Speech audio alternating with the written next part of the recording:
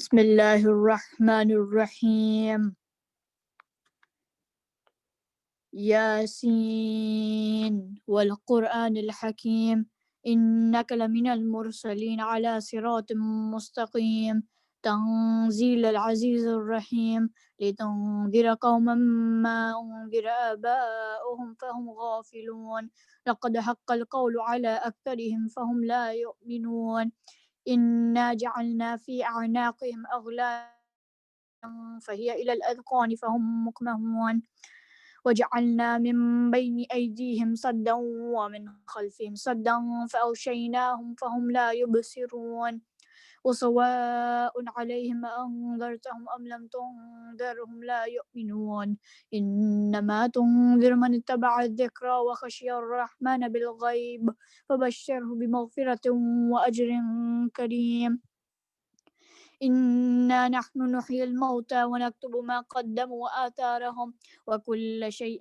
أحصيناه في إمام مبين واضرب لهم مثلا أصحاب القرية إذ جاءها المرسلون إذ أرسلنا إليهم اثنين فكذبوهما فعززنا بثالث فقالوا إنا إليكم مرسلون قالوا ما أنتم إلا بشر مثلنا وما أنزل الرحمن من شيء إن أنتم إلا تكذبون قالوا ربنا يعلم إنا إليكم لمرسلون وما علينا إلا البلاغ المبين قالوا إنا تطيرنا بكم لئن لم تنتهوا لنرجمنكم وليمسنكم منا عذاب أليم قالوا طائركم معكم أئن ذكرتم بل أنتم قوم مسرفون وجاء من أقصى المدينة رجل يسعى قال يا قوم اتبعوا المرسلين اتبعوا من لا يسألكم أجرا وهم مهتدون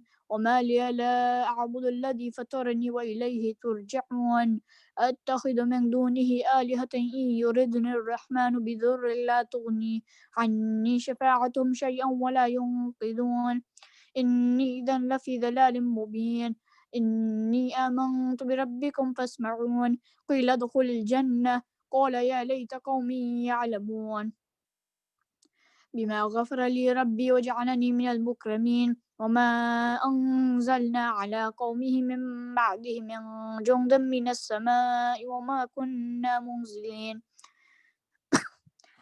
إن كانت إلا صيحة واحدة فإذا هم خامدون يا حسرة على العباد ما يأتيهم من رسول إلا كانوا به يستهزئون ألم يروا كم أهلكنا قبلهم من القرون أنهم إليهم لا يرجعون وإن كل لما جميع لدينا محضرون وآية لهم الأرض الميتة أحييناها وأخرجنا منها حبا فمنه يأكلون وجعلنا فيها جنات من نخيل وأعناب وفجرنا فيها من العيون ليأكلوا من ثمره وما عملت أيديهم أفلا يشكرون سبحان الذي خلق الأزواج كلها مما تنبت الأرض ومن أنفسهم ومما لا يعلمون وآية لهم الليل نسلخ منه النهار فإذا هم مظلمون والشمس تجري لمستقر لها ذلك تقدير العزيز العليم والقمر قدرناه منازل حتى عاد كالعرجون القديم للشمس ينبغي لها أن تدرك القمر ولا الليل سابق النهار وكل في فلك يسبحون وآية لهم أنا حملنا ذريتهم في الفلك المشحون وخلقنا لهم من مثله ما يركبون وإن نشأ نغرقهم فلا صريخ لهم ولا هم ينقذون إلا رحمة منا ومتاعا إلى حين وإذا قيل لهم اتقوا ما بين أيديكم وما خلفكم لعلكم ترحمون وما تأتيهم من آية من آيات ربهم إلا كانوا عنها معرضين وإذا قيل لهم أنفقوا مما رزقكم الله قال الذين كفروا للذين آمنوا ونطعم من لو يشاء الله أطعمه إن أنتم إلا في ضلال مبين ويقولون متى هذا الوعد إن كنتم صادقين ما ينظرون إلا صيحة واحدة تأخذهم وهم يخصمون فلا يستطيعون توصية ولا إلى أهلهم يرجعون ونفخ في الصور فإذا هم من الأجداث إلى ربهم ينصلون قالوا يا ويلنا من بعثنا من مرقدنا هذا ما وعد الرحمن وصدق المرسلون إن كانت إلا صيحة واحدة فإذا هم جميع لدينا محضرون فاليوم لا تظلم نفس شيئا ولا تجزون إلا ما كنتم تعملون إن أصحاب الجنة اليوم في شغل فاكهون هم وأزواجهم في ظلال على الأرائك متكئون لهم فيها فاكهة ولهم ما يدعون سلام قولا من رب رحيم وامتازوا اليوم أيها المجرمون ألم أحد إليكم يا بني آدم ألا تعبدوا الشيطان إنه لكم عدو مبين وأن يعبدوني هذا صراط مستقيم ولقد أضل منكم جبلا كثيرا أفلم تكونوا تعقلون هذه جهنم التي كنتم توعدون اصلوها اليوم بما كنتم تكفرون اليوم نختم على أفواههم وتكلمنا أيديهم وتشهد أرجلهم بما كانوا يكسبون ولو نشاء لطمسنا على أعينهم فاستبقوا الصراط فأنا يبصرون ولو نشاء لمسخناهم على مكانتهم فما استطاعوا مضيا ولا يرجعون ومن نعمره ننكسه في الخلق أفلا يعقلون وما علمناه الشعر وما ينبغي له إن هو إلا ذكر وقرآن مبين لينذر من كان حيا ويحق القول على الكافرين أولم يروا أنا خلقنا لهم مما عملت أيدينا أنعاما فهم لها مالكون وذللناها لهم فمنها ركوبهم ومنها يأكلون ولهم فيها منافع ومشارب أفلا يشكرون واتخذوا من دون الله آلهة لعلهم ينصرون لا يستطيعون نصرهم وهم لهم جند محضرون فلا يحزنك قولهم إنا نعلم ما يسرون وما يعلنون أولم ير الإنسان أنا خلقناه من نطفة فإذا هو خصيم مبين وضرب لنا مثلا ونسي خلقه قال من يحيي العظام وهي رميم قل يحييها الذي أنشأها أول مرة وهو بكل خلق عليم الذي جعل لكم من الشجر الأخضر نارا فإذا أنتم منه توقدون أو ليس الذي خلق السماوات والأرض بقادر على أن يخلق مثلهم بلى وهو الخلاق العليم إنما أمره إذا أراد شيئا أن يقول له كن فيكون فسبحان الذي بيده ملكوت كل شيء وإليه ترجعون اللهم صل على محمد.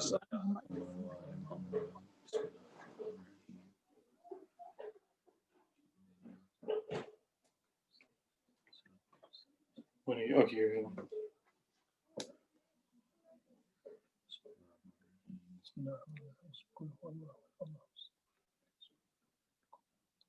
بسم الله الرحمن الرحيم قل هو الله الصمد لم يلد ولم يولد ولم يكن له كفوا اللهم صل على محمد وآل محمد صلوات اللهم صل على محمد وآل محمد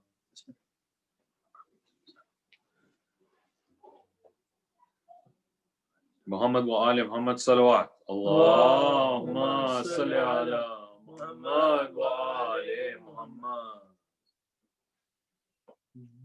आजा असगर की जगह मेरी सकीना सो जा आजा असगर की जगह मेरी सकीना सो जा जागती माँ ने कहा मेरी सकीना सो जाए आजा असगर की जगह मेरी सकीना सो जा जो तुझे खौफ है शायद मैं उसे कम कर दूं آجا آنکھوں پہ تیرے نادے علی دم کر دوں دور کیوں بیٹھی ہے میری سکینہ سو جائے آجا اصغر کی جگہ میری سکینہ سو جا قید خانے میں جو آ جائیں گے تیرے بابا خود اٹھا دوں گی میرے شانہ ہلا کر تیرا اچھا کچھ دیر ذرا میری سکینہ سو جائے آجا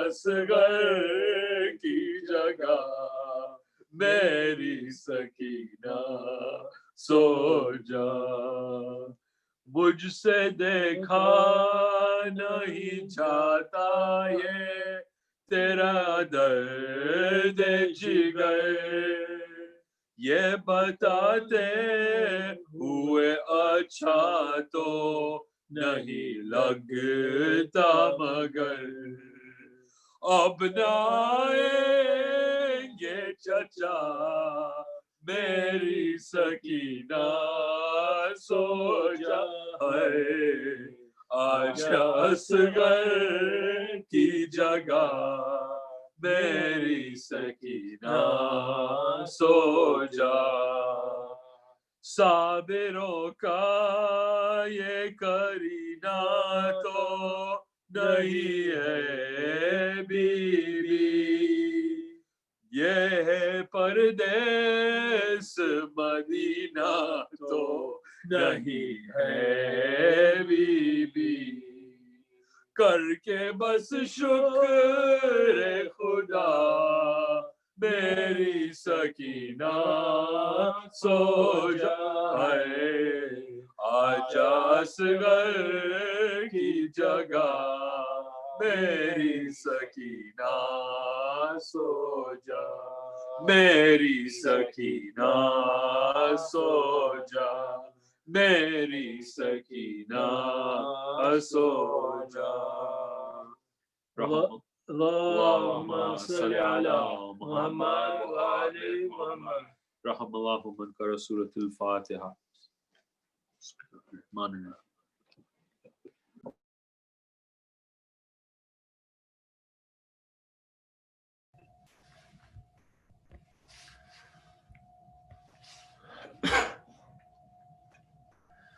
اللهم أجل لوليك الفرج أعوذ بالله من الشيطان الرجيم بسم الله الرحمن الرحيم. On behalf of myself and all of you, our condolences to Imam Mahdi on the Shuhada of the granddaughter of Zahra. If it was any other year, a lot of you would be prepping to go to Arba'in. But this year, we are very, very unfortunate not to be able to go. As unfortunate as we are, there is a 4-year-old girl who has been wanting to go see her father for the past 1400 years. But she is not able to leave the dungeons of Sham. I'm assuming Sakina would want to tell her father that she hasn't been able to sleep since her father left for the battlefield. That after he was killed, Yazid's army looted all their tents, took them prisoners, slapped her, snatched her earrings, and that no one was there to protect her. May Allah give us the opportunity to go for ziyarah of Karbala, Najaf, Sham, Samarra, and anywhere where our Ahlul Bayt are buried. Before we begin, wherever you are in the world, please recite Allah's salawat ala Muhammad wa ali Muhammad. Allahumma salli ala Muhammad wa ali Muhammad wa ajal faraj. شام کے زندان سے آتی ہے اب بھی یہ صدا، شام کے زندان سے آتی ہے اب بھی یہ صدا، سو نہیں سکتی میں بابا تیرے سینے کے سوا، سو نہیں سکتی میں بابا تیرے سینے کے سوا، شام کے زندان سے آتی ہے اب بھی یہ صدا۔ جب پھوپھی پہنچی تمہاری قبر پہ مجلس ہوئی، یہ تمنا بھی میری زندان میں ہی رہ گئی، میں بھی آتی تم پہ رونے برسرے کربلا،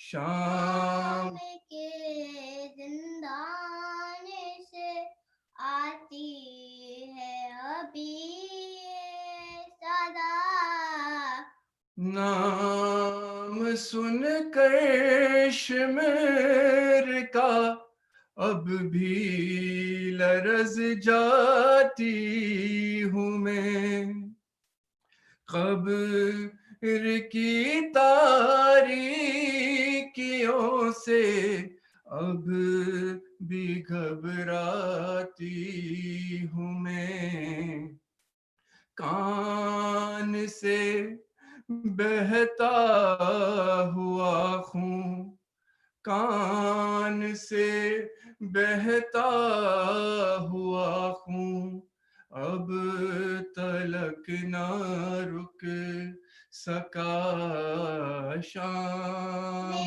کے زندان سے آتی ہے ابھی صدا، شام کی زندان سے آتی ہے ابھی یہ صدا، بن گئی میرا مقدر قید کی ویرانیاں،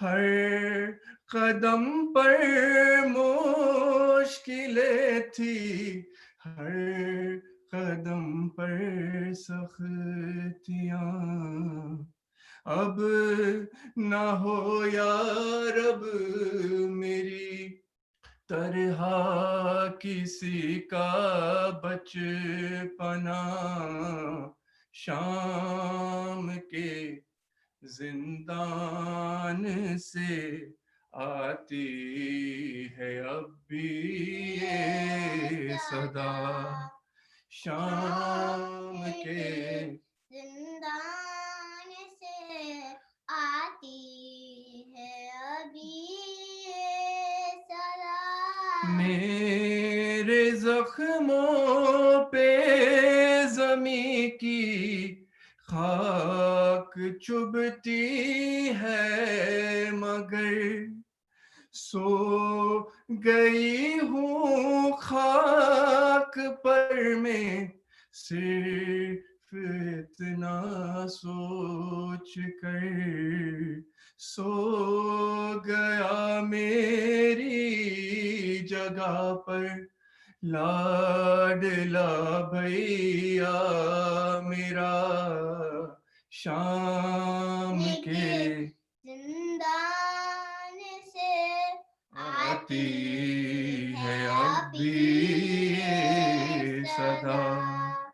شام کے زندان سے آتی ہے ابھی صدا میرے اموں اپنے پلکوں پر بٹھاتے تھے مجھے مجھ کو مانگا تھا نماز شب میں بابا نے میرے ایک دن آیا کنیزی میں مجھے مانگا گیا شام کے زندان سے آتی ہے ابھی صدا نام سن کر شمر کعب بھی لرز جاتی ہوں میں قبر کی تاریکیوں سے اب بھی گھبراتی ہوں میں کان سے بہتا ہوا خون کان سے بہتا خون اب رک سکا شام کے زندان سے آتی ہے ابھی صدا اے سلانے سی مصیبت میری بیوی نے سہی 4 سالوں میں ہی بالوں میں سفیدی آ گئی رونے اس کی قبر پہ آتی ہے بی بی سیدہ شام کے زندان سے آتی ہے اب بھی صدا سو نہیں سکتی میں بابا سو نہیں سکتی میں بابا تیرے سینے کے سوا شام کے زندان سے آتی ہے بھی صدا صلوات علی محمد وآل محمد اللہم صلی علی محمد وآل محمد وعجل فرجہ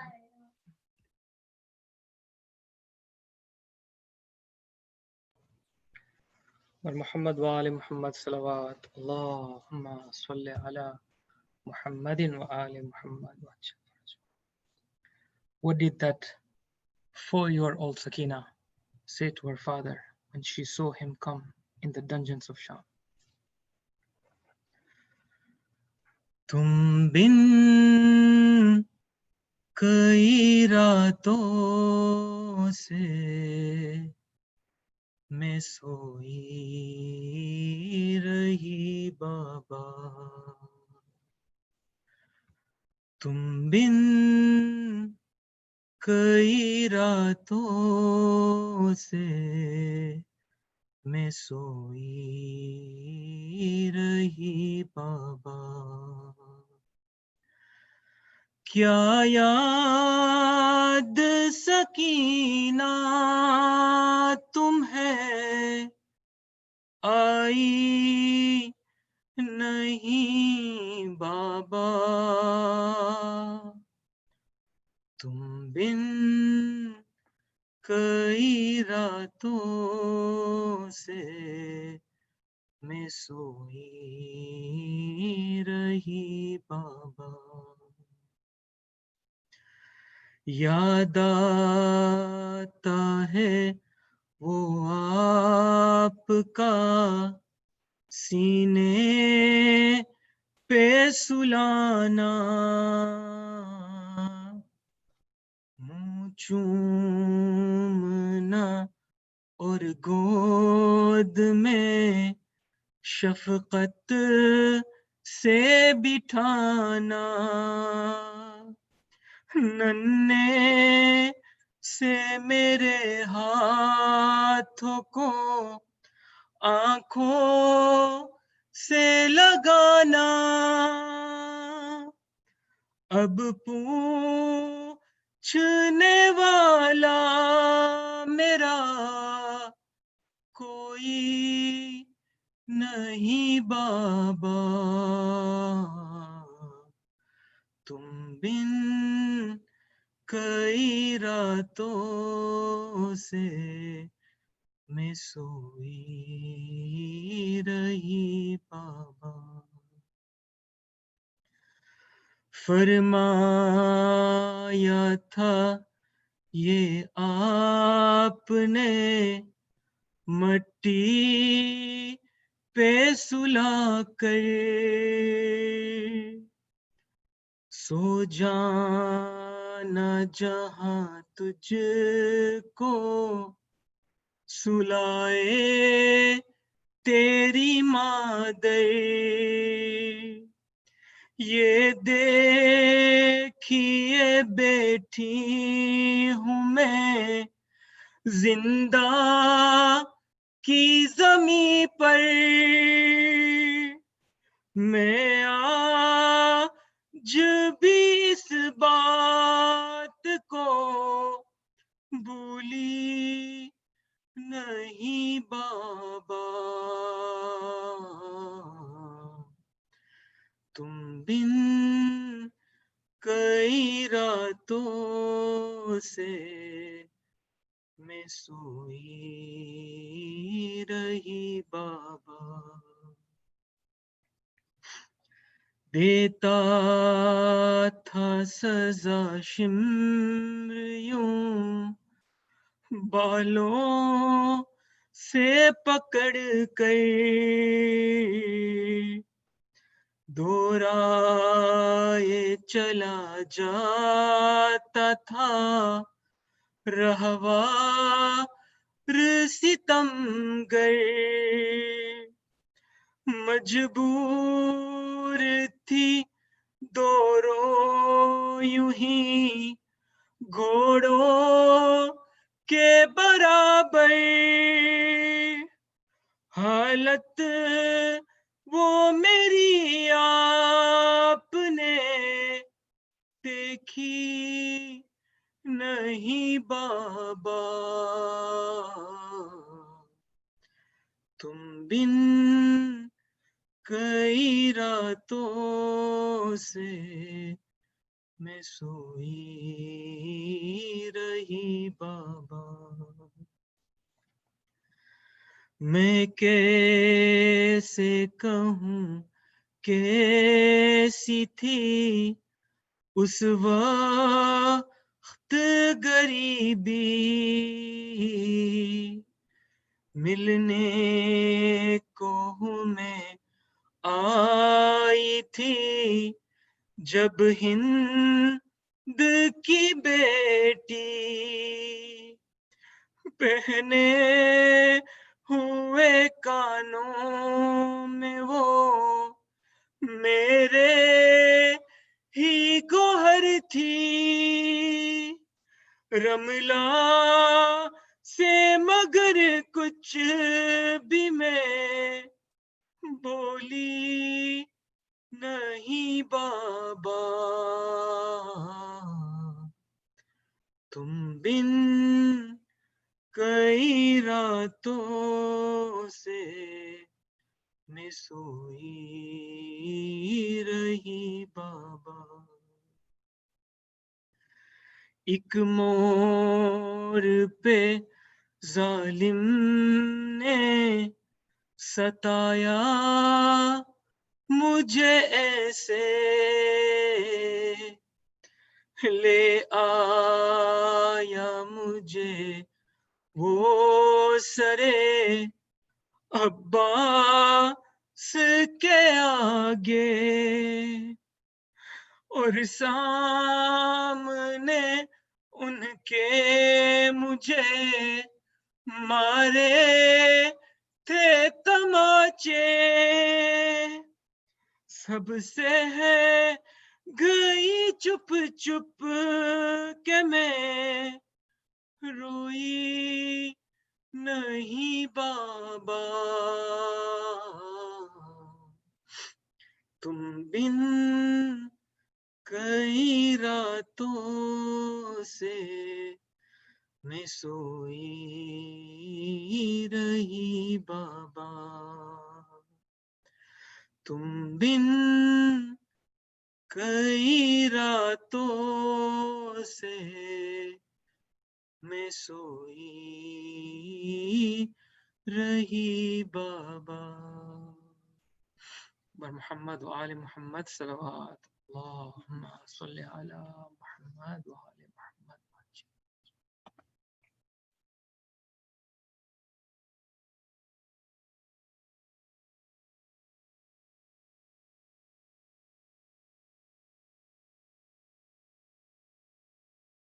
بيته الطيبين الطاهرين المعصومين المظلومين الذين أذهب الله عنهم الرجس وطهرهم تطهيرا اللهم صل على محمد وآل محمد وعجل فرجهم أما بعد قال الله الحكيم في كتابه الكريم بسم الله الرحمن الرحيم والتين والزيتون وطور سينين وهذا البلد الأمين صدق الله العلي العظيم اللهم صل على محمد وآل محمد وعجل فرجهم. Our series of discussions have gone into a second night. Yesterday we were looking at awakening effectively through the process of azan, through the process of mourning. The reason why I, in these last two nights, have begun with reciting the verse Wattini was Zaytun, firstly for obvious reasons, it symbolizes the first growth of, you could say, fruit and vegetable for the sustenance of creation after the flood of Noah. At the same time, there are traditions to say that teen is representative of Imam Hassan, Zaytun is representative of Imam Hussein, Tur Sinin is Amir al-Mu'mineen, Balad al-Amin is Rasulullah. So within the ta'wil of this, it's very important to understand why God gives ishara to all of these different places. As these nights gone are actually mansoob to both Imam Hassan and Imam Hussein, I thought it would be very important to recite this. Because if you look at the surah the way that it continues, it actually addresses you.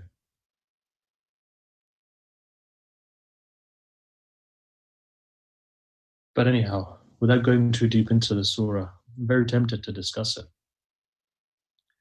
But there's still certain things which haven't been completed from yesterday, which I think is important to complete. Then we could go into it.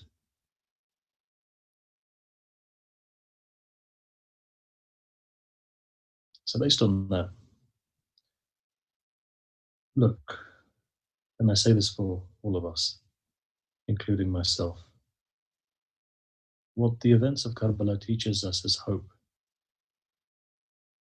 Then in times of great trial and tribulation, because you know what, trial and tribulation befalls all of us at some stage of our life. You're sitting there today, introspect and see. Different people are going through different trials and tribulations. Different people are facing and suffering different things. Much of what we go through in life, truly what we're feeling is not what's manifested outside all the time. For a person, a third person looking from the outside, when they look towards you and they look towards me, sometimes the response is very simply that they're overreacting. He's overreacting. She's overreacting. The reason being is why? Because pain is relative, and what a person's what's going on inside is not always reflective on the outside. This is why they say there's a difference between the world inside of you and the world outside of you. Somebody's dog dies, for argument's sake. Somebody's cat dies. You have two types of people. One person goes and buys another cat. Another person is mourning. And I remember an old lady used to live in the area that I live in. When her dog died, for months she was mourning. Why? She was alone, and that dog was the only companion she had.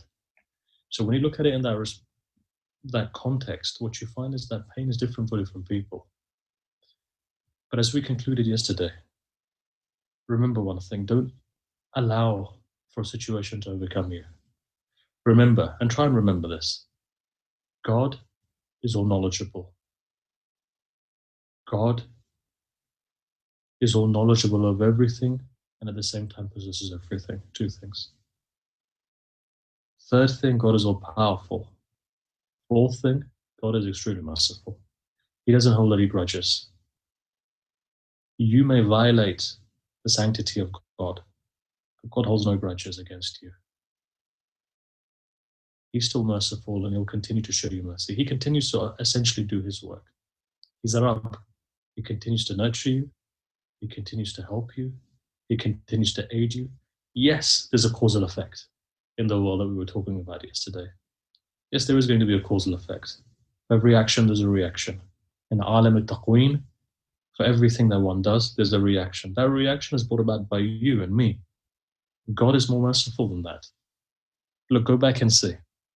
Why do you think when it comes to Nuh, over 950 years, Allah defers almost tragedy, trial, and tribulation coming on the people?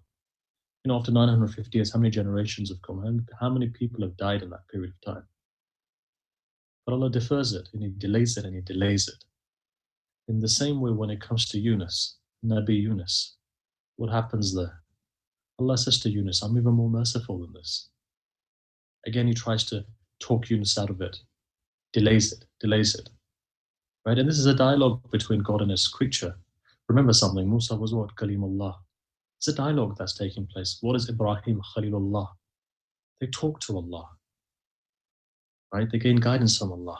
There's nothing haram and halal. Yunus, remember, is a prophet. But every time he wants to curse them, the people, and why is he cursing the people? Not for himself. He can't take God's laws being violated. Yunus for 33 years preached to his qawm, his people. And after 33 years, though our traditions say that he himself says that I'm not as patient as those who have gone before me, meaning what? The likes of Ibrahim, the likes of Nuh, the likes of Adam. This is why their maqam is far greater. Not all of the prophets are the same. There are ba'ath, there's some who are superior over others. To give you an example, if there's 124,000 prophets, let's say 313 of them, for example, are Rasul. Rasul is a higher category, so automatically they're better than the rest. And then from them, you have 5 Ulul Azm prophets who are even greater. And you know, you study this in madrasa. Many of our kids who are listening at this moment in time will know this. And then you find the maqam of an imam. Shaykh al-Anbiya is who? Ibrahim. The greatest of all of the prophets after our prophet is Ibrahim. Our prophet is of course the greatest in all of creation. But the Shaykh of the Anbiya, you could say the leader of all of the Anbiya is Ibrahim. Ibrahim was an imam. Inni ja'alun, as it says, Inni ja'aluka linnasi imama. Allah created him to the maqam of imam. So if you look at Ibrahim, you look at what challenges he went through, you look at the patience that he possessed and he showed. And then you go and you look at, for example, Yunus. What does Yunus say himself? He says, look, I don't have that patience that these people before me had. And there's nothing wrong in that, saying that. Remember, one of the qualities of a Nabi is that they have patience. So when we talk about patience here, we don't talk about patience according to the average human being. We're looking at it in terms of Allah's chosen people. the different categories. And that patience comes with wilaya. There's different levels of wilaya that each prophet has. This is what the batin of Nabuwa is wilaya, right? In fact, they say the batin of Nabuwa is imamate. Why? Because when a person becomes an imam, they become sahib wilaya. What is Amir al-Mu'mineen therefore? Why do we say, many Shias, at least standardized now, aqidah of the Shia is what? Imamat, maqam of imamat is greater than risalat al-Nabuwa. The maqam itself is greater. And why is it greater for? Because imamat is the embodiment of wilaya. Ma'rifah has to do with wilaya, by the way. So the status of a prophet increases as his wilaya increases. The wilaya has to do with his internal faculties. It's a light inside of him. And also bear in mind as well, that when God talks, revelation comes. Where does it come? Where does it manifest? On the heart of the prophets. The ability to grasp and the ability to gain ma'arifah is because of their wilaya. This is why the status of Muhammad and ala Muhammad is greater than everything else. To give you an example, you know, in Judaism, they say there's 72 letter names, 72 letters which are names, but it comes into the greatest name. Right? We have a similar tradition within Islam, that there's 73 names. Now, the reason why it was 73 letters, the reason why it's been mentioned like this is essentially because in creation there's 72, but one Allah keeps to himself, so that he separates himself from all of creation. So effectively there are 72. And this is why one thinks, ponder over this. What were the 72 people in Karbala for? Because each one of them symbolized the divine letter. The jam of that divine letter, the coming together in its entirety. If you take all of the sacrifices of the 72, in fact, essentially there were 73, because the 73rd was Hussein ibn Ali. That's why we say Sayyida Shuhada and his 72 companions. The sum of all of these, each one of them was reflecting a different name of God on the ground of Karbala. You bring all of them together, the mujassam of that is Sayyida Shuhada. Take it a step further. Sayyida Shuhada himself is divided into two, right? What is that two? In the way that Allah has Jalal and Jamal, all of his names are divided into two, Jalal and Jamal. Hujjatullah, Insan Kamil also is divided into two, Jalal and Jamal. So if you take together all of the names of Allah onto one locus, that is Insan Kamil, that is Sayyida Shuhada in Karbala. The Jalal of Hussein is Abbas, the Jamal of Hussein is Ali Akbar. So of all of 72 Shuhada of Karbala brought together, if you were to divide them, the names Asma and Sifat, they all come into two, Abbas and Ali Akbar. The content or the Kamal of Abbas and Ali Akbar, bring it together, and only then can you understand the Ma'raj of Hussein. But remember one thing, if all of the Ashab, if all of these names, Sifat and Asma, manifest through Tajalli and Abbas and Ali Akbar, then remember the one who raised him is known as Sayyida Zainab. Understand who Zainab is. It's not a small thing. This is why the very rare tradition, which is known as Silsilat al-Dhahab, where, for example, Ma'asama Qum says, me, Fatima, heard from my aunt Fatima, who heard from my grandmother Fatima, who heard from Fatima, and changed it all the way back to Sayyida Zainab, who says, I heard from my mother Fatima. This silsila in and of itself is something which is very holy. The women of Ahlul Bayt is something that nobody's really touched on, that we don't understand. But actually, if you look at the taharat and if you look at the purity, of the women of Ahlul Bayt, you come to understand what Ahlul Bayt are. Sayyida Zainab is important because she's the custodian of Imamate. Think about it and see.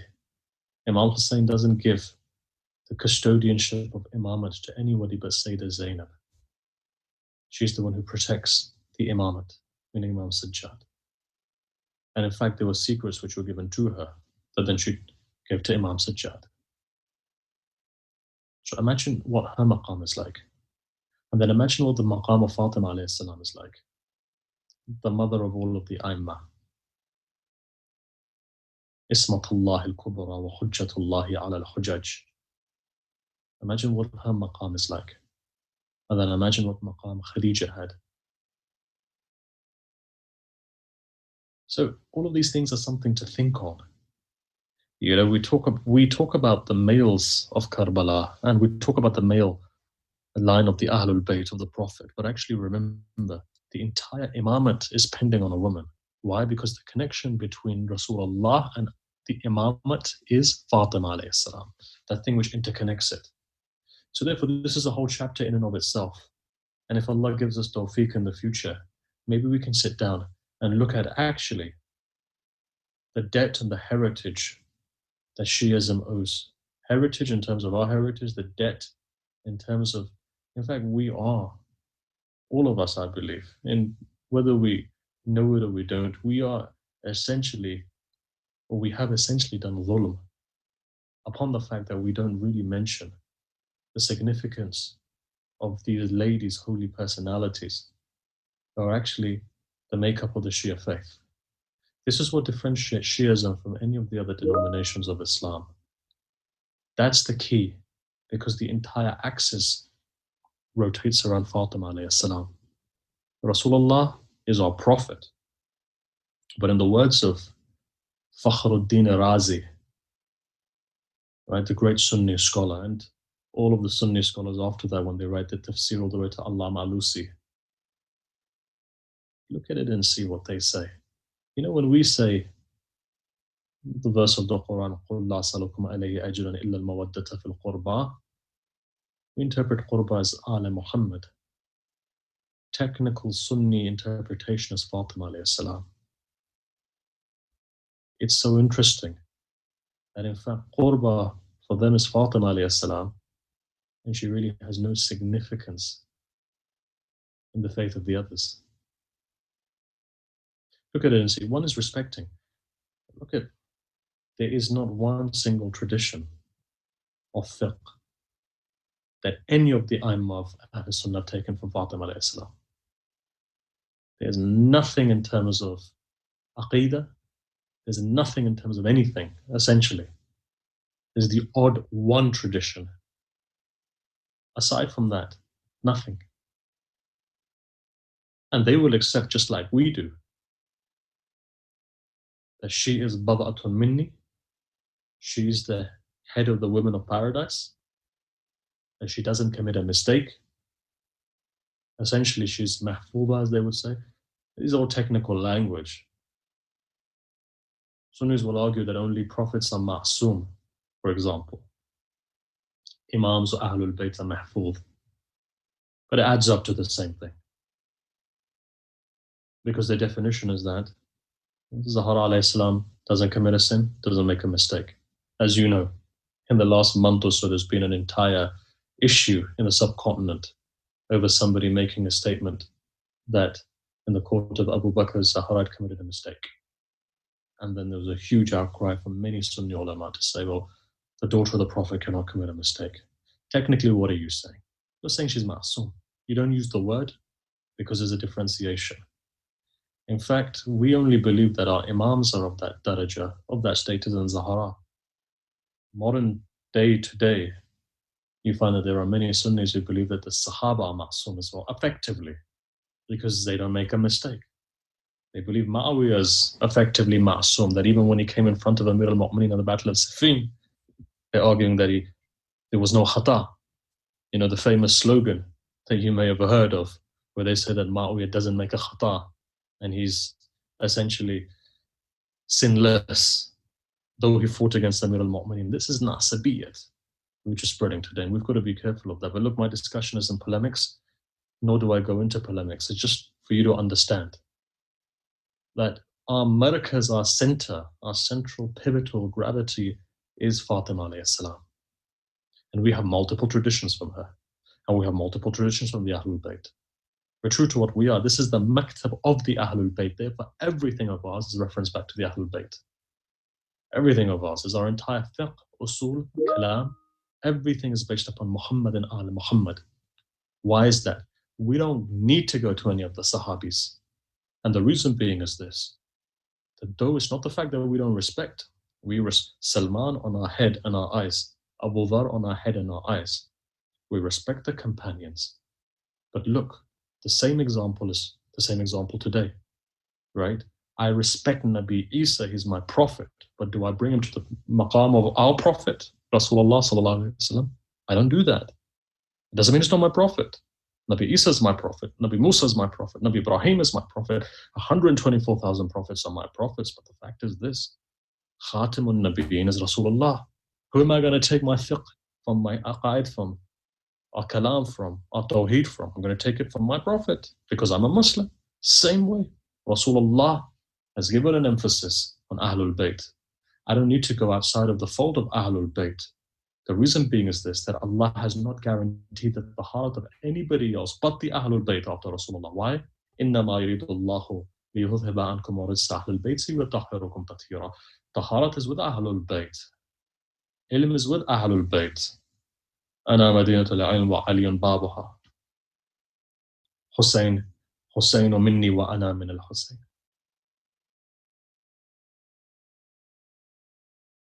It's all there. That's why we go into the door of the Ahlul Bayt. We refer back to the Ahlul Bayt. And this is why the mansab of Imamate is important. Imamate and Walayat. And I've said this pretty much in every center so far that I've lectured in this last last month or so. That look, Allah's wali, Allah's not Rasul, it's not Nabi. Nabuwat and Risalat are for this world. Wilayah is for all of the worlds. Alam al-Kawn itself, because Allah's wali. And what does the wali do? Allah is what? Waliyul ladhina amanu yukhrijuhum min al-dhulamati ila an-nur. The purpose of Allah being wali is to take you from darkness and out of darkness into light. And the purpose of the wali, ma'soom, wali and ma'soom, is to take you from darkness back into light. This is why. And also remember one thing, as we said, Imam's knowledge is connected to the knowledge of Allah. Imam is ma'soom, and Imam is merciful, more merciful than your mothers. Therefore, what the Imam says is complete. Therefore, we need to listen to it because it's only for our benefit. So look, when Imam Hassan, for example, says, La yawmika ya Aba Abdullah, when your eighth Imam emphasizes in the tradition, when it comes to the first of Muharram, emphasizes the need for Sayyida Shuhada and his remembrance. The fact that Allah deemed it necessary for Imam Hussein to save the faith, you think is not necessary today? If in those days Imam Hussein saved the faith, that sunnah of Allah doesn't change. Today Islam needs Hussein to save it. But what's important here? Important is to understand what Hussein symbolizes. Adab of Hussein. Adab of the Majlis of Hussein. And we looked at some of it yesterday. But they said that there are three qualities. In fact, there are more than that, but there are three profound qualities of Imam Hussein. First quality is this. Due to the sacrifice of Imam Hussein. That doesn't mean Imam Hussein's maqam is higher than the Prophet. He never said that. On the 9th of Muharram, the eve of the 10th, Imam Hussein was saying to Sayyida Zainab when he was giving her condolences, or when he was trying to calm her in many ways, was saying, look, Rasulullah's status was greater than mine. He went from this world. Our father Ali's status is greater. He went from this world. Our mother's is greater. Our brother Hassan's is greater. All of them have gone from this world. What is he trying to say? He's not saying his status is greater than his father, his mother, his grandfather, or his brother. This isn't about status. It's not about maqam. It's about the sacrifice of Imam Hussein, that Allah has deemed it necessary for Islam to remain alive, and the message of Rasulullah and Ahlul Bayt to stay alive from the name of Imam Hussein, from the dhikr of Imam Hussein. This is why the sixth Imam has said that the Safinatul Hussein goes faster and is wasi in terms of it's expansive, it's all-encompassing, it's based on ishq. It brings everybody, it's all-encompassing. All of the world can come on board on this. This is why you notice the tears which are shed for Imam Hussein are not just reserved for Shia. Any human being who sheds a tear for Imam Hussein benefits it. Why? because Imam Hussein is the mujassima of the rahmah of Allah on the physical world. He is the sign of rahmat lil alameen. And remember one thing, for a Muslim, if you follow Allah, in kuntum tuhibbun Allah, fattabi'uni yuhbibkum Allah. What does Rasulullah then say? Allah in fact says through Rasulullah, قُلْ لَا أَسْأَلُكُمْ عَلَيْهِ أَجْرًا إِلَّا الْمَوَدَّةَ فِي الْقُرْبَى. Let's take the meaning of Fatima alayhi salam. What is Fatima alayhi salam? Look at it and see yourself. There are multiple traditions to say Fatima couldn't live without Imam Hussein. If Hussein was in pain, Zahra was in pain. For those people today who are basically praising Yazid and saying that Yazid didn't commit any haram, well, he hurt Zahra's heart, and Zahra is what? Fatima to bad'atun minni, hurts Rasulullah, hurts Allah. I don't know which Islam some people are following today. So look, all of these things need to be taken into consideration. One must bear all of this in mind.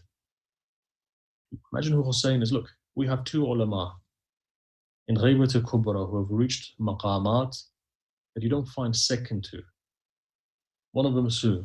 Muqaddas al-Dabili. Another one is who? Sayyid ibn Taus. You say Muqaddas al-Dabili, when he would go to Karbala, he would take his shoes off, all barefooted. Why? He used to quote the verse of the Quran that talks about when Musa went into that Wadi Muqaddasa, what did he do? Took off his shoes. Then he walked in. Well, this valley is Muqaddas.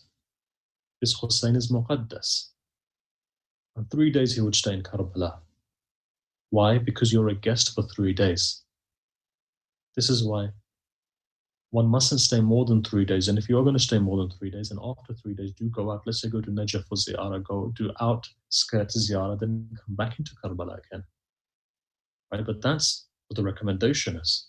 And Muqaddas al-Dabili for 3 days would be in Karbala. But then after that, they say he wouldn't even sleep at night time. Somebody asked him, they said, look, Sheikh, why don't you sleep for? He says, how can I sleep? In Malakut Karbala, I can still see the crying of Zainab. I can still hear the crying of Zainab. Karbala, remember, the world is on different levels. There are different realms coexisting. One of them is Alam and Malakut. In Malakut of Karbala, the sound of the crying is still there and you couldn't sleep. But anyhow, that's one thing. Second thing is this, look. And again, it's important. Sayyid Ali Qadi Marhum would say, his teacher of Ayatollah Bahjat, teacher of Allama Tabatabai, he himself would say that there are two things. One day Ayatollah Khui was actually, this is from Ayatollah Khui, he says, whenever we used to go to the Majlis of Qadi, I used to put my shoes under my armpits because I knew that Qadi was an old man. He was religious. He was a mystic. Because I didn't want, for example, that Qadi straightens my shoes. For those people who do the mashi, you've seen that there are people who clean your shoes. That was Qadi. Qadi would clean, so every Thursday, he had a majlis in his house. He would polish the shoes, he would straighten the shoes of all of the azadar of Imam Hussein. And then after that, he would all give them all a cup of tea. And he said, this is something that I promise and I'm going to do for the rest of my life. This is a mystic. A person, if you look at some of the words that he said, look, where people have come to the water, I have drank from the water of Wilaya. This is Qadi Marhum, right? Those people who have read his stories, seen the videos now that they've made, the episodes they've made, the documentaries they've made on his life. Qadi was a mystic. Qadi was given Wilaya. And when you have Wilaya, what do? You have control. Qadi was given a lot of things. And here's a man who himself is saying, time and time again, the adab is very important when it comes to Sayyida Shuhada. So this is why, I know slowly but surely we're losing the culture of the majlis. Thursday night camps, how many people come on a Thursday night, right? But look, there's great power in this. I would say this to my own family. I say this to my own family, and that is this. At least on a Thursday night, listen to 5 minutes of Masaib. That Masaib is enough. That Masaib is enough to change your entire outlook. You know, sometimes I know I was speaking today to somebody who's only 14. Did you have a liking for spirituality? Would you recite a dhikr? What? No. I'm not going to lie. I pray my prayers. That's sufficient for me. Good. Right? Good, son. Well done. I said, look, if there's one thing you should do, can do, I wouldn't even say, you're 14 years old. You can't recite, for example, Dua Kumail. You can't do all of these things. Don't worry about it. You can go on YouTube, 5 minutes, listen to a Masayib on a Thursday night. I can do that, yes. Then Bismillah, you do that. That is enough for your spirituality. Taqwinan. Sayyid Ali Qadi would say, if a person prays awwal waqt in 40 days or no time at all, in fact, taqwinan, Allah raises you. I know it's difficult in this day and age, so I'll give you one more thing. And that is the Azar Hussein. Make it a habit. Whenever you fall into difficulty, whenever you need a way out of something on a Thursday night, sit down, cry. Why is Thursday night important? Look, Yaqub is a prophet. Who's Yaqub? Yaqub is Israel, right? Bani Israel are basically the children of Yaqub. 12 sons, tribes. When his sons do what they did to Yusuf, Quran says they come back and they ask their father to pray for them. He's a prophet. They understand he's a prophet. To pray. Pray for what? Pray for this. Ask Allah to forgive us. What does Yaqub say? He says, soon I'll pray for your forgiveness. Right? Doesn't pray for it immediately. Look at the tafsir. What does it say? He was waiting for Thursday night to come. On that Thursday night, he prayed. Didn't pray immediately. Why? Awqat is zaman and makan is important. Awqat are important. Awqat meaning what timings. Zaman and makan meaning what time and place. Same thing. Thursday night. Again, Thursday night is important. Friday is important. They say Zahra alayhi salam would pray just when the sun would be descending, right, from its peak, descending until it disappeared. That is the best time in the whole week to do dua. You know, your children are getting married. Recite Ja'far al-Tayyar at that time, inshallah, for example. One more thing I'll say is this. Look, story comes into mind then. Now that we are in this discussion, story comes to mind. There was a marja by the name of Sayyid Ahmad al-Khansari. Sayyid Ahmad al-Khansari was, in fact, a man who was amali. It's a place that we've read that when the revolution took place, 79, Ahmad al-Khansari's political view was different from the Ayatollah Khomeini's view. So, as you know, when something happens and there's a lot of zealots, so one guy comes up to Ayatollah Khomeini and he says, look, you know, are we able to pray behind Ayatollah Khansari? Is he adil or is he fasiq, or what's the story? So in that transcript, it says that Ayatollah Khomeini looked up and he says, what are you asking if he's adil for? Ask me if he's ma'soom or not. I said, look, Hazrat Imam, he disagrees with your opinion. These are intellectual differences. It doesn't reflect on a person. So Ahmad al-Khansari itself was a pious man. That said, Ahmad al-Khansari, as the marja of the time, in Tehran, there was a guy by the name of Agha Masih. Now, it's more than possible that originally this Agha Masih must have been Christian. But anyhow, Agha Masih, as in not him directly, but his ancestors. So Agha Masih had a brother. And that brother committed all of the harams that you could think of. And so Agha Masih comes to Ayatollah Khansari and says, look, you know, you've got to speak to my brother. Because what my brother's doing is not too good. You know, you've got to come, you've got to speak to him. So he replied and he said, look, you know, if he's doing all of these things, you know, if you tried getting him married off, maybe if a good girl comes in his life, she could influence him. He says, look, we've tried all of these things, nothing is working. So he says, look, if that's not going to work, then what do you expect me to do? Yes, because yeah, but you're the marja of that time. He says, I may be the marja, but I'm not here to control somebody's heart. And then Ayatollah Ansari thought, this is actually, you know what? I will give him Nasiyah, but on one condition. What's that condition? He says, take him to Karbala. Take him to Sayyida Shuhada. If you see that tears come in his eyes, you'll know that his heart is not dead. But if you find that no tears come in his eyes, you know that his heart is dead. And there's no point. So come back to me. If tears come in his eyes, then come back to me, I'll give him Nasiyah. And I know it's going to impact his heart. And if you see that there's no tears in his eyes when he gets to Karbala, then his heart is dead and there's no point in me going any further and explaining anything further than that. It's fine. Goes to his brother trying to convince him, and it's absolutely impossible to convince his brother to go to Karbala. He was like, what am I going to do in Karbala?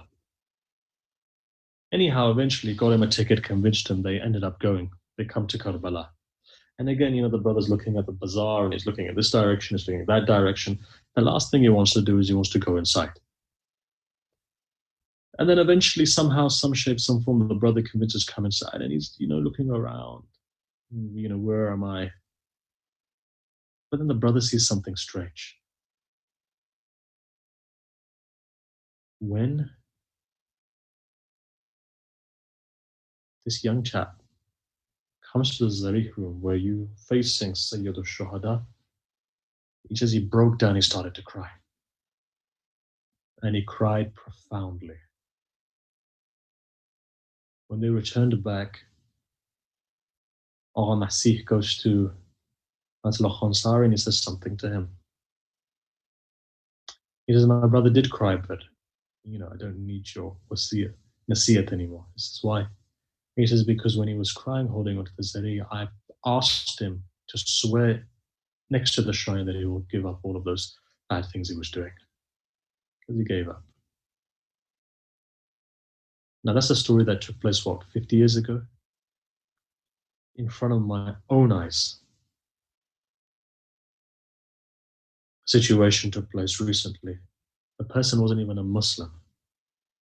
A Waqf went, a very high-level delegation from the United Nations, when I'm not going to mention the people involved, a very high-level delegation went from the United Nations. When a particular person, and this is last year by the way, when a particular person got to the shrine of Imam Hussein, after a couple of weeks, they messaged me to say that my entire mind frame has been changed. Why? Hussein ibn Ali, there's something there of Hussein ibn Ali. And since that time, whenever I ask, how are you? I'm fine. I know my Hussein is protecting me. And look, whether that's right, wrong, what aqidah, how, where, and 100% that person is not a Muslim either. The difference is this, that there are people who have aqidah with Imam Hussein. Go and visit him and see, what do you think today? All of these people are visiting Imam Hussein from different backgrounds who are not Muslim. We think Hussein ibn Ali doesn't accept them. You know, we don't accept him into our mosque because we talk about Taharat and Najasat. Hussein ibn Ali is beyond that. He accepts everyone. Doesn't care who you are. Why? Hussein's purpose is to guide people through compassion. Imam Hussein is different. You won't understand him. We won't understand him in our own qaid, on parameters that we set ourselves. The Shuhada is far bigger than that. His main aim is to guide people, and he guides people. So anyhow, look, time is fast ticking, and I'm cognizant of the time. I have a couple of minutes left. Those couple of minutes, I just want to say one more thing. Look, we've touched a lot of things today. I'm going to consolidate everything that I've said. It's my last night. You know, I wish I was with you in town. And I do miss. And it's, you know, it's strange that within 6-7 months of being grounded, all of these thoughts go in one's mind. The good times, the togetherness. You know, and the best thing is that we build a bond because we're there together for the sake of Imam Hussein and Imam Zaman alayhi salam. Alayhim as-salam. So that we have no Q&A after, or we don't have a separate day on a Sunday afternoon to sit down together and to do a Q&A. But I'm just going to consolidate everything. Look, if I was to give a message, especially to our youth, that generation which is coming up, let me just say one thing. Don't let go of the, as they would say, don't let go of the cloak of Imam Hussein. Don't let go of Imam Hussein. Don't let go of the message. Don't let go of the mourning. There's great power in your tears. Why? Because it shakes your heart. The heart's power, see, certainty doesn't come from just sitting down with books. If that was the case, if you could see the other side of this wall, you could see how many books there are if I was to turn the camera around. All of these books haven't benefited me as much as the yaqeen of the heart. I can rationalize, I can pick up a book over there of philosophy, I can rationalize it, I can prove God rationally. Doesn't mean I build a certainty within my heart. I can look at this book here, I can, all of the various books, from the Old Testament to the Zohar, all the way down to Bihar al-Anwar, to Bukhari, to Muslim, to Tirmidhi, all of that, to Al-Kafi. None of that is going to benefit me. Essentially, no, let me rephrase that. Benefit is there, but in terms of giving me certainty of heart, no. Certainty of heart's down to your own purification, and the fastest methodology of purification is Sayyida Shuhada, because his Sakina is the fastest. Otherwise, there are many academics who may have more books than I do. I've studied more than I have done, but does that mean that their hearts have changed? No. Does that mean they're at peace? The final thing, in which case, which I'll say, which there's a hadith of the Prophet that he says that if you want to recognize a person who's perfected their religion, look at following things, right? And many a time you find that some of our academics, even our scholars, don't have these points in them, but of course are building up to that. The first thing is this is, look, you can recognize a person because the first trait, and I'm going to wrap up very fast, first trait is this: they don't argue. Gently, and they don't argue. They prefer silence than argument. There's great wisdom in that. I wish I had 10 minutes to go through what that means, but I'm going to go on to the second point. Second 2 points is this: hilm and sabr. Hilm basically means clemency. They say Rasulullah gave as inheritance to Imam Hassan hilm and to Imam Hussein jurat. Right? Hilm is clemency, forbearance, or tolerance. It's a higher methodology, right? It's a higher method of, you could say, patience. But anyhow, third is sabr, patience, which you all know. Fourth is akhlaq. Akhlaq, which is, one could say, see, the purpose of Rasulullah, right, is to teach us or to complete the makarim al-akhlaq. Akhlaq is, the makarim al-akhlaq is ethics and morality through the lens of compassion. This is why there's a difference between fadail al-akhlaq, the virtues of akhlaq, which is basically truth, justice. I'll give you an example. Somebody wrongs you, you're right, you have a right to be compensated because of that wrong. That's the fadail al-akhlaq. Makarim al-akhlaq is somebody who wrongs you and you forgive them. So it's a higher level of akhlaq. And you find that in our books. You look at the New Testament, you'll find Jesus teaches that on the Sermon on the Mount. Some of that. Here, this is what Rasulullah says. He doesn't say, I'm bringing you the makarim al-akhlaq. He says, utammim, I'm completing the makarim al-akhlaq. Rasulullah completed all of the messages. That was the fadail al-akhlaq is found with Musa. The beginning of the makarim are found with Isa.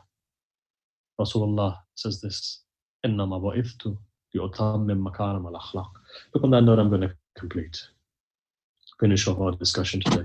And hopefully, if another time in the future comes, we can carry on this discussion. You know, tonight is very painful in many ways.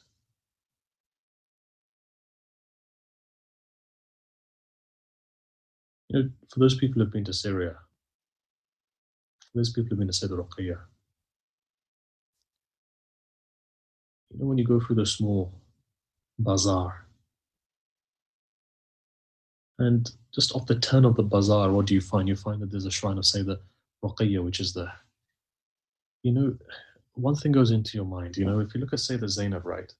You look at how Sayyida Zainab's shrine is. You know, there's an entire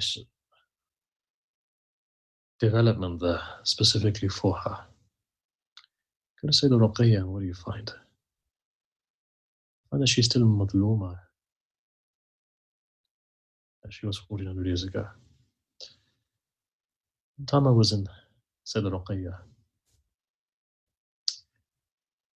A young, maybe 5-year-old boy was standing there with his father, with a teddy bear in his hand. When his father wasn't looking, or he thought his father wasn't looking, he goes running to the zariha of Bibi Sakina, and he puts the teddy bear next to the zariha.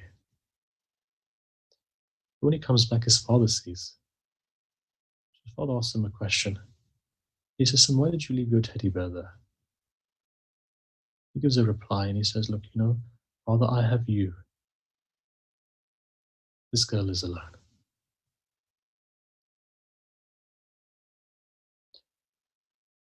It's the loneliness of Sakina that it's not even arba'in, 20 to 30 days, let's say, after the tragedy of Karbala, whichever hadith you look at. She didn't live more than a month after, 30 days after. Why did she live 30 days? So it was a dhulm. This is why there's certain people whose nasl was destroyed in Karbala. One of them was a rabab. Imagine a young girl. Imagine marrying somebody like, say, the Shuhada. Then you have 2 children. One is 4, the other one is 6 months. When you leave Medina, you're at the height of motherhood. Imagine, as a mother, a 4-year-old, 6-month-old, how happy you are. Your family is complete. Ashura Day comes. By the time Maghrib comes, what happens? No husband, no son. This is why when Rabab went back to Karbala, she would do the tawaf of the grave of Sayyid al-Shuhada in the same way that when she was leaving Karbala on the 11th, she did tawaf. Her arms were tied. She says, Sayyidi wa Mawlai, if only my arms were open, I would have shielded your body with my arms. In the same way when she comes back, and Imam Sajjad says, now we're going back to Medina. Let's leave Karbala. What does she say? She says, Sajjad, leave me here. Son, what have I got to go back to? My daughter's in Sham. My son's in Karbala. My husband is here. Leave me here so that when the Zawar of Hussein come, at least I can say that this is the qabr of Hussein to them. Look at a woman who's lost everything. Where does her story start off from? Starts off from where? 11th of Muharram when 72 heads are raised. And when Shimr says that I saw Hussein go behind the tent, he buried another one. This should be 72, not 71 heads. When Umar ibn Sa'ad sends 4 horse riders, each one of them with spears in their hand, can you imagine how this mother's hands were tied? She looks towards the body of Imam Hussein. You could almost feel that when you read it, you can see how painful it is for her. And they're hitting it on the ground, spears on the ground, spears on the ground. Eventually a time comes where a spear goes in, and look at how big the spear was. A small body comes out. Head was dangling. Shimr comes forward, cuts the head and raises it. Imagine what that mother must have been feeling at that stage. But here today, tonight, we're here to mourn over Sakina.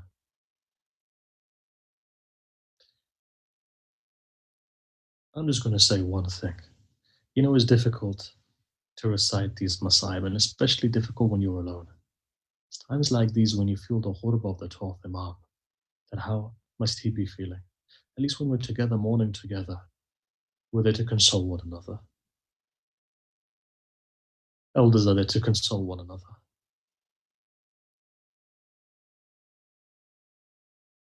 But I can't narrate all of it. I'm just going to narrate one part. when the head of Imam Hussein was brought into the jail, they say Imam Zain al-Abidin went and he put the head on Sakina's chest. What does she say? Father, look at Nasib. Yesterday I would be sleeping on your chest, Father. Today you're sleeping on my chest. But she says something strange. She says, Father, forgive me that I stutter in my speech when I speak to you. When Shimmer slapped me on the face, it was so hard that it's impaired my speech since then. But she says, Father, I'm not going to complain that he slapped me on the face. I'm not going to complain because I heard my grandmother was also slapped. They say that Shimmer's hand was so big that when he slapped her on the face once, both sides of her eyes were bruised. Imagine that time comes where the small girl passes away. The tragedy of the girl passing away is one thing, but if you go to Sayyida Ruqayya, when you go and do ziyarah, behind the ziyarah nama there's a hadith. Read the hadith and see what it says on it. It says that when the ladies wanted to bury her, give her ghusl and kafan, they were saying that there's fungus growing on this girl's body. Imam replies, this is not fungus, this is Shimmer when he would slap her. The green and the red and the yellow marks on her body. Again, they come out, go back, come out again. They said, look, should we take off her shirt? Every time we try and move it, her skin starts coming off. Imam says, leave the shirt because it will cause her to bleed. Finally, when the women come back, they come out crying. They say, we can't give this girl ghusl and kafan. Every time we pour water over her hair begins to shred. What's the reply? Shimmer would grab her by the hair and he would pull her. وصلى الله على سيدنا محمد وعلى الطاهرين. Allah accept our mourning. Forgive our sins, fulfill our hajat. Matem Hussein.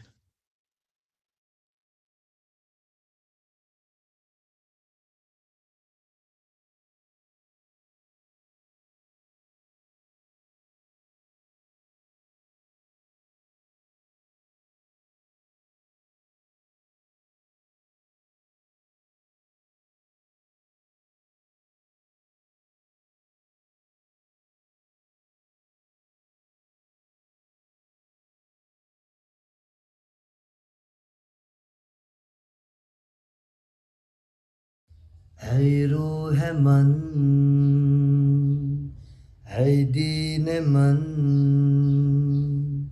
aayin man, aayin man, ghamkhar man.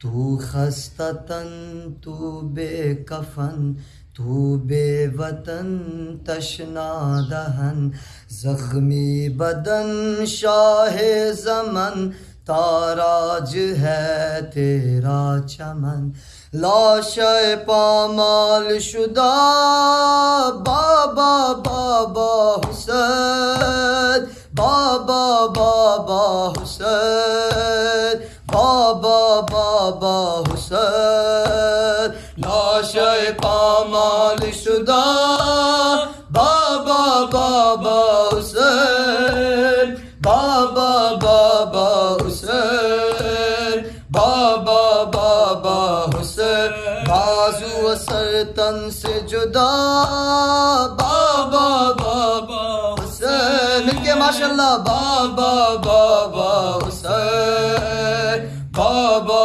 बाबा हुसैन मैं कहाँ की खाक छानूं तुम्हें किस जगह में ढूंढूं न मिले तुम्हारा सीना तो भला मैं कैसे सोऊं शब रोज याद करके तुम्हें सुबह शाम रोऊं लाशे पामाल शुदा बाबा बाबा हुसैन बाबा together mashallah baba baba husain bazu sartan se juda baba baba husain baba baba husain baba baba husain खफा आप भी हुए हैं چچا بھی مجھ سے روٹھے مجھے کیوں نہیں بچاتے بھلا شمر کی جفا سے کہ نڈھال ہو گئی ہوں میں تماچے کھاتے کھاتے لاشِ پامال شدہ بابا بابا حسین بابا بابا حسین بابا بابا حسین مجھے سب یہ کہہ رہے ہیں میں یتیم ہو گئی ہوں کسے کہتے ہیں یتیمی بھلا کس سے میں یہ پوچھوں میں یتیم ہوں تو مجھ پہ ہے روا ہر ایک جفا کیوں لاشِ پامال شدہ بابا بابا حسین ماشاءاللہ بابا بابا حسین مل کے بلند آواز میں اجرکم اللہ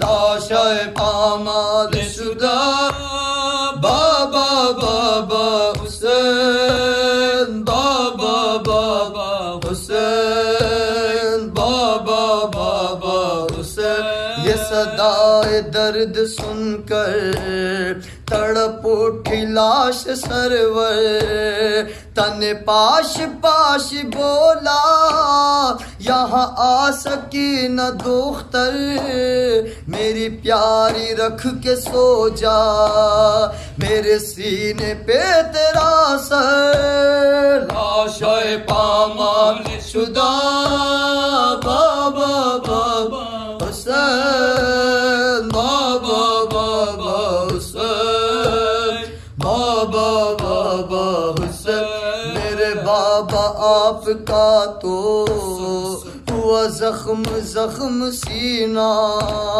کہاں سر رکھے حسینہ کہاں سوئے اب سکینہ ہے تمہارے بعد یکساں میرا مرنا اور جینا لاشِ پامال شدہ بابا بابا حسین بابا بابا حسین بابا بابا حسین یا رب کوئی معصومہ زندہ میں نہ تنہا ہو یا رب کوئی معصومہ زندہ میں نہ تنہا ہو یا رب کوئی معصومہ زندہ ماشاءاللہ مل کے سارے فرصت دیں یا رب کوئی معصومہ زندہ میں نہ تنہا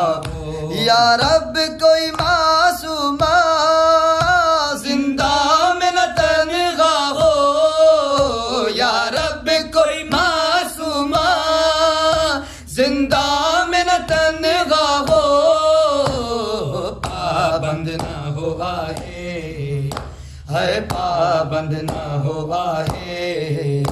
رونے پہ نہ پہرا ہو یا رب کوئی معصومہ زندہ میں نہ تنہا ہو یا رب کوئی معصومہ زندہ میں نہ تنہا ہو تھی جس کو نیند آتی شبیر کے سینے پر تھی جس کو نیند آتی شبیر کے سینے پر زندہ در زندہ ہے زندہ در زندہ اس کے لیے قضا ہو یا رب کوئی معصومہ ٹوگیدر ماشاءاللہ زندہ میں نہ تنہا ہو یا رب کوئی سلامت رہے ماشاءاللہ زندہ میں نہ تنہا ہو یا رب کوئی معصومہ زندہ میں نہ تنہا ہو یا رب کوئی معصومہ زندہ میں نہ تنہا ہو زندانوں سے آتی تھی آواز سکنے کی زندانوں سے آتی تھی آواز سکنے کی جیسے کہ سکینہ کو ہے جیسے کہ سکینہ کو ہر زندہ رو رہا ہو یا رب کوئی معصومہ زندہ میں نہ تنہا ہو یا رب حسن حسن زندہ میں نہ اجرکم اللہ بلند آواز میں یا رب کوئی معصومہ زندہ میں نہ تنہا ہو ٹکرائے نہ وہ کیوں کر زندہ کی دیواروں سے ٹکرائے نہ وہ کیوں کر زندہ کی دیواروں سے بھائی سے اور پھوپھی سے ہے بھائی سے اور پھوپھی سے جس کو جدا کیا ہو یا رب کوئی معصومہ زندہ میں نہ تنہا ہو یا رب کوئی معصومہ زندہ میں نہ تنہا ہو یا رب کوئی معصومہ زندہ میں نہ تنہا ہو یا رب کوئی معصومہ زندہ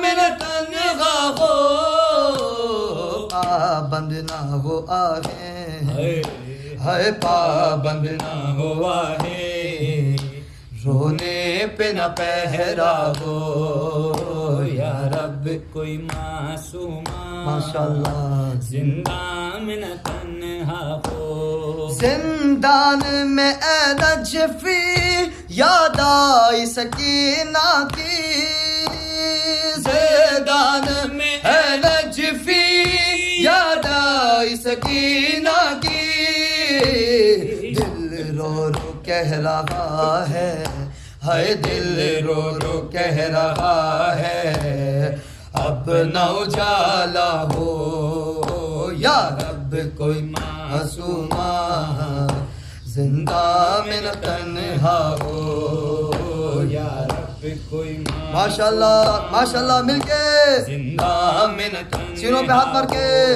یا رب کوئی معصومہ زندہ میں نہ تنہا ہو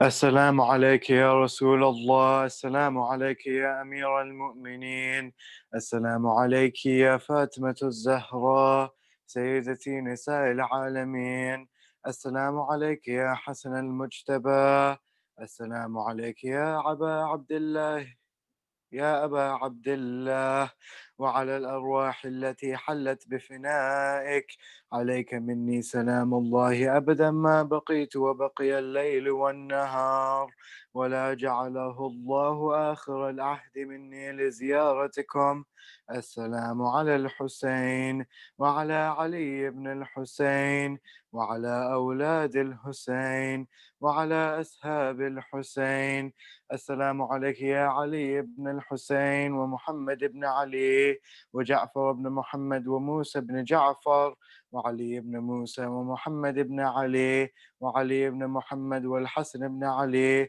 السلام عليك يا صاحب الأسر والزمان سيدي الأمان الأمان الأمان من فتنة الزمان السلام عليك يا شريك القرآن السلام عليك يا كعبة الإيمان السلام عليك يا إمامنا وإمام الإنس والجان عجل الله تعالى فرجك وسهل الله تعالى مخرجك وظهورك ورحمة الله وبركاته